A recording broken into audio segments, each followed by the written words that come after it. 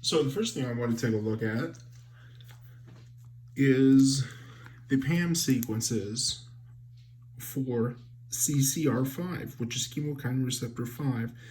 The PAM sequences found here are from Streptococcus pyogenes, and the PAM sequence is a 3-letter sequence that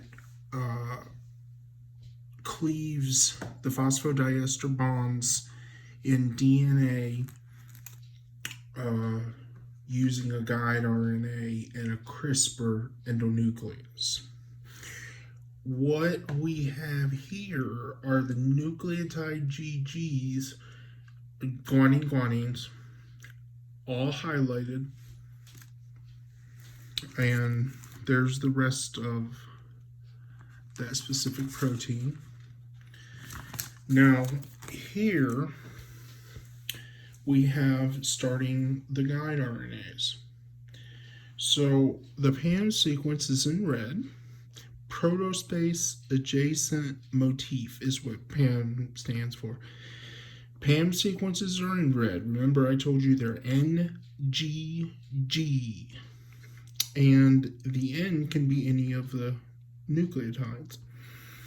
Now, so the highlighted portion is the guide RNA for the CRISPR-Cas9. The black portion is the DNA as found in the wild type Homo sapien.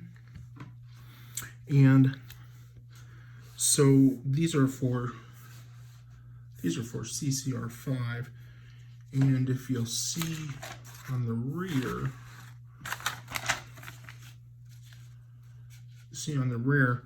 these are number of mismatches found.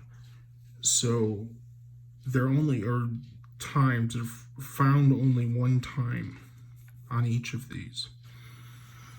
Here we find on the next page those same protein, and we're looking at the guide RNAs. We're looking at the complementary strand of the genetic wild type PAM sequence and 20 guide RNA from Streptococcus pyogenes. If you'll notice here, it's 1 through 20. The guide RNAs are 20 nucleotides long, and they are in RNA form. Again, we find targets, all 1. As you'll notice on the left, I've added languages, and I've added those languages to represent the fact that HIV affects not just one language, but all of them. And chemokine receptor 5 and chemokine XC receptor 4 are the 2 chemokine receptors that are necessary for dual tropism HIV type 1 and type 2. HIV connects to the T cell via the T cell receptor, and 2 of the chemokines, one at a time. They don't have to be both at the same time, but so these are knockouts for the chemokine receptor 5, which is one of the proteins that are on the chemokine patch, and this allows for the tropism of CCR5 to lose its ability to infect the cell because it doesn't have the correct chemokine structure. It's missing from the patch. So this is still CCR5, and I just want you to take a good look at the genetics. I want you to see that I'm well versed in genetics. I wanted you to see this specifically as an advertisement, really, to show you that I have history of inventing biologics. So we're going to skip through the rest of chemokine R5 pretty quickly. I just wanted to show these languages off. And then that's the knockdown, an exhaustive list of Cas9 guide RNAs and highlighter Cas9s from Streptococcus pyogenes. And that was 29 languages. Next starts CR4. And here we have the nucleotide sequence, and we have all the nucleotide GGs marked in order to find the 20 nucleotide long guide RNAs within the protein. So this is the first page, and that's the second page.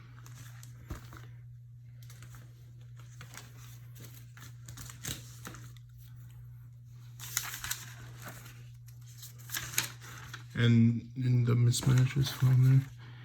So now we start a new chapter. CXCR4 knockdown guide RNAs in blue. CRISPR guide RNAs in blue. They're in green. CRISPR, yes.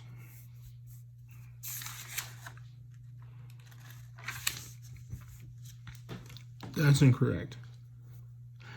But look at how, again, they have 20, and then the PAM sequence again. We'll talk about that a little later. The languages, the highlighted portion of the green is the guide RNA. That's specifically what you're looking for to knock down the proteins in the hematopoietic stem cell. You knock down the proteins in the hematopoietic stem cell, so when it becomes the T cell, it doesn't have the correct shape available to accommodate the shape that HIV 1 and 2 require. So that leaves it very hard to infect a T cell that has neither of the chemokines. And this is again just more languages and mismatches. I'm trying to find one with more than one. 2 here. Okay.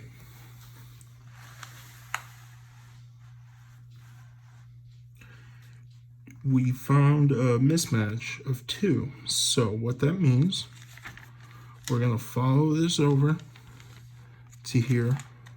I'm going to flip it over like that.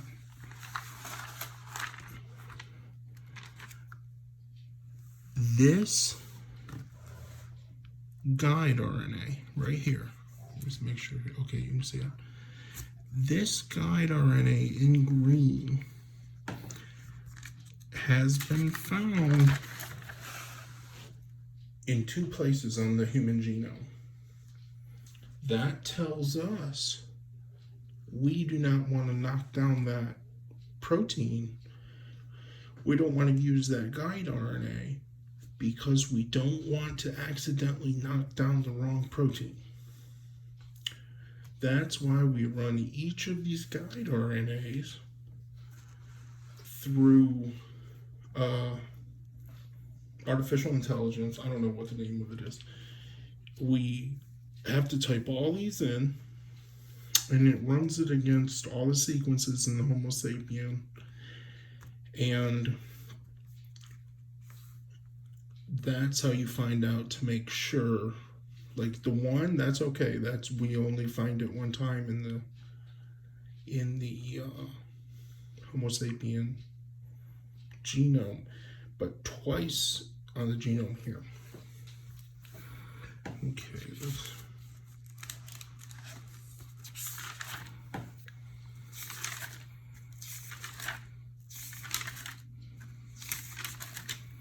This is the exhaustive list for knockdown. Presented that, so that was 20 more languages. This is just